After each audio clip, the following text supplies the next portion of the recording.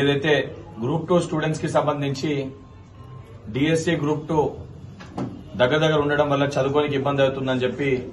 యువకుల యొక్క రిక్వెస్ట్ మేరకు, యువకుల యొక్క విజ్ఞప్తి మేరకు ముఖ్యమంత్రి గారు అదేవిధంగా ఉప ముఖ్యమంత్రి గారు ఇద్దరు కూడా డెసిషన్ తీసుకుని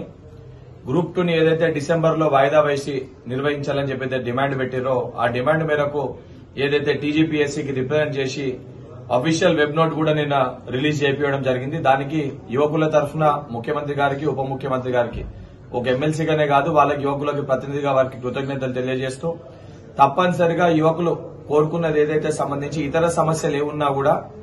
ఏదైతే లీగల్ కాంప్లికేషన్స్ రాకుండా పరిష్కారం కాగలిగిన ప్రతి సమస్యను కూడా తప్పనిసరిగా మీకు రిప్రజెంట్ చేస్తూ మీ తరఫున ప్రభుత్వానికి రిప్రజెంట్ చేసి ప్రతి సమస్యని పరిష్కరించే విధంగా తప్పనిసరిగా ప్రయత్నం చేస్తాము. 1-2 సమస్యలు ఏమన్నా పరిష్కారం కాకపోతే దేని కారణంగా పరిష్కారం అవుతలేవనేవి కూడా తప్పనిసరిగా మీతో మాట్లాడి మీతో చర్చలు జరిపి దాన్ని కూడా మీకు తప్పనిసరిగా వివరించడం జరుగుతుంది. ఏదైతే ఎగ్జామ్స్ పోస్ట్ పోన్ అయినా కాబట్టి ప్రతి ఒక్క యువకుడు కూడా మీరందరూ కూడా చదువుకొని మీరందరూ కూడా తప్పనిసరిగా ఏదైతే సంబంధించి మీకు వచ్చిన ఈ సమయాన్ని వినియోగించుకొని మీరందరూ కూడా ఉద్యోగాలు తెచ్చుకోవాలని చెప్పి నా సోదరులందరూ కూడా పేరు పేరున కోరుకుంటూ మరొకసారి అందరూ కూడా మీ యొక్క జరగబోయే ప్రతి ఒక్క ఎగ్జామ్స్ కి గ్రూప్ 1 గానీ, గ్రూప్ 2 గానీ, గ్రూప్ 3 గానీ ఇవన్నీ ఎగ్జామ్స్ కి దాంతోపాటు డిఎస్సీ ఎగ్జామ్స్ రాస్తున్న స్టూడెంట్స్ అందరూ కూడా all the best for your exams and 100% మీరు ప్రతి ఒక్కరు కూడా జాబ్ కొట్టాలని చెప్పని మీ యొక్క సోదరునిగా మీ అందరికీ ఏదైతే ఆల్ ద బెస్ట్ తెలియజేస్తున్నాను.